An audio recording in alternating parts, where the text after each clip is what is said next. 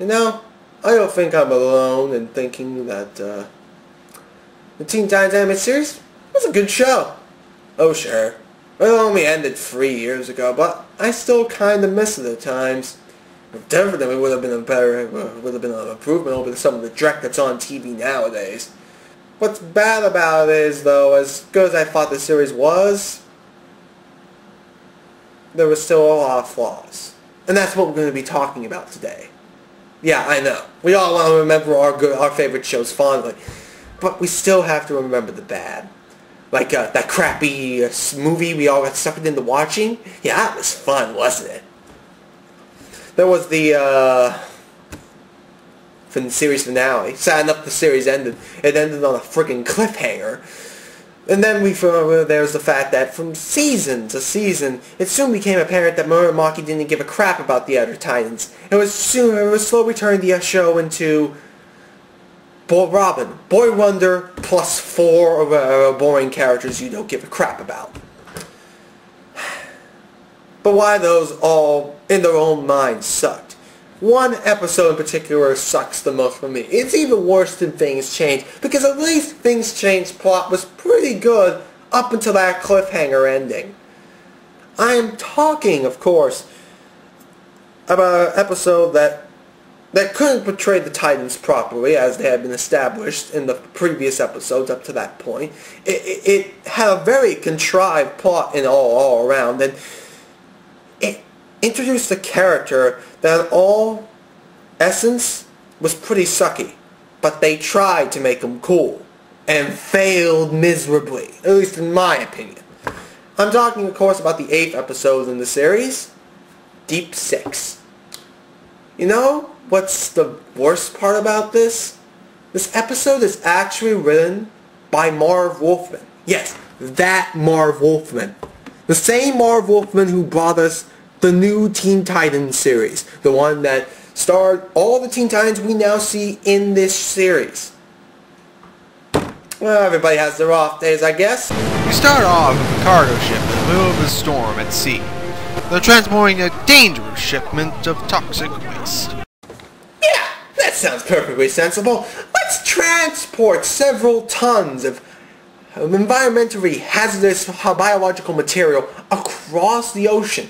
Better yet, let's not check the weather report to see if there's any storms that are coming our way, so we can carefully avoid them.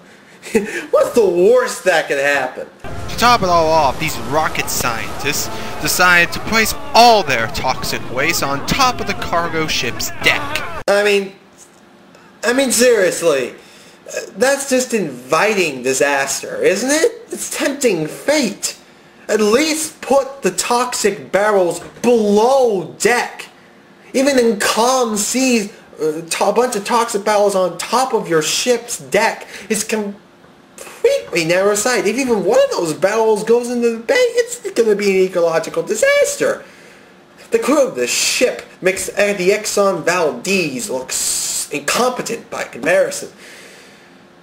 I mean, why even transport on a boat? Why can't we just put all this disgusting gunk on a train in a sealed, pressurized casket or cart, or tank even, and transport to the nearest landfill to be dumped safely?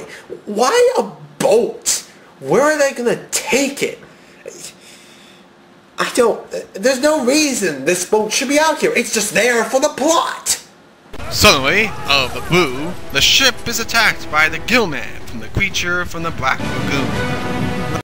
Hey, nice try! Did you steal it from the stereotypical water villain's locker? I am excellence. I am perfection. I am Trident. No, you're a very shameless homage to a classic Universal monster wielding a giant fork. That's what you are, my friend. The flash of light, our rip-off feature, is gone, and reappears on the decks below where he sticks some kind of cram attached to a sealed cable on the ship, and jumps back in the ocean, hops back up on the other side of the ship, and repeats the action. Suddenly the entire cargo ship is being pulled under the wave. Now you're probably wondering, what exactly is Trident using to drag this ship under? A box squid? A submarine? Pulley system? a giant sea serpent with some sort of harness attached to its back where the cables are coming out of, and it's pulling it down by just its own force of weight? Well, we can't say for sure right now. But don't worry, I'm sure this episode will answer that question very, very soon. Anyway, the ship's crew evacuates. It apparently only took 4 people to keep that huge cargo ship running smoothly. Either that or hundreds of unseen extras are drowning as we speak. Triumph meanwhile menacingly lowers into the depths of the ocean. Cue theme song, and we cut to the Titans in a mini-sub. Hear that dramatic mini-score? That means we're gonna get our checklist scene. Begin launch sequence. Main power online. Oxygen tanks at maximum. Defensive systems active. Twin-turbo hydrojet engine purring like a kid. You got to ask yourselves, how exactly did the Titans pay for all this? Is Starfire getting loans from Tamaran's treasury? Is Robin asking Batman for a few extra $1,000 here and there? They've constructed a giant T-shaped tower. I heard the city is funding a bunch of teenage vigilantes to go around punching criminals, while the Titans are getting huge freebies from the other unseen superheroes. It wouldn't surprise me if it was the former, considering the state of this Jump City's police department. And your secret weapon is ready to rock. Only time you qualify as a secret weapon is after eating a tofu bean burrito. Excuse me, but can you breathe underwater? Can you be any fish in the sea? Didn't think so. Beast Boy's right. His skills are essential to our mission. Oh, Beast Boy's got you there, Cyborg. And once Robin joins in on his side of the argument, you know you've already lost. You don't argue with Robin, you just can't win. The same goes for his fangirls. We have to find out what this Trident guy is planning. If it takes 40 barrels of toxic waste, I doubt it's environmentally friendly. Wait, 40 barrels? And for it to be 40 barrels, there would have to be 13 in the first 2 squares, and then 14 in the last one. I have to ask you, does this look like 40 barrels to you? No, didn't think so. Either Robin is misinformed about the barrels, or he's just plain wrong. Anyway, the sub-launchers, we get to see it looks like a T, keeping the first letter in their team's name as a theme, and our heroes begin their voyage to the now sunk cargo vessel. Beast Boy continues being a cocky wise-ass about the mission. He has good reason. He's the only one who can actually fight this Trident guy, mano a mano. Of course, there's only so much one can take, so Cyborg simply cuts the microphone to Beast Boy's part of the sub. Hey, cut it out! Goodness me!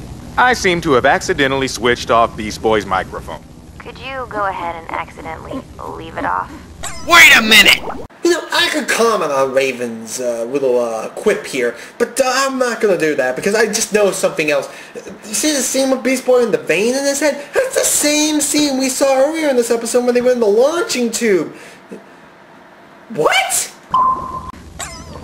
after eating a tofu bean burrito. You mean to tell me that the animators couldn't find enough time and could not work up the effort to create a new scene of Beast Boy looking ticked? This just shows how lazy they are.